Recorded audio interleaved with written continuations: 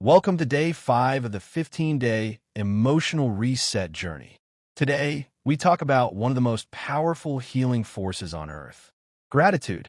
Gratitude shifts your focus from what's missing to what's present, from what's broken to what's working, from pain to blessings. No matter how heavy your life feels, there is always something to be grateful for. Your breath, your heartbeat, your loved ones, even this moment.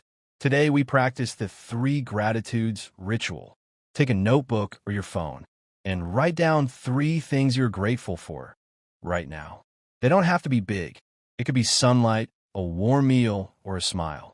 The more you notice blessings, the more blessings will notice you. This is the secret of gratitude.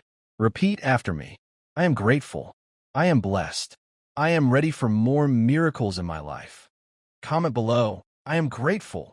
Let's flood this space with gratitude energy. And tomorrow, day 6, we will unlock self-love like never before.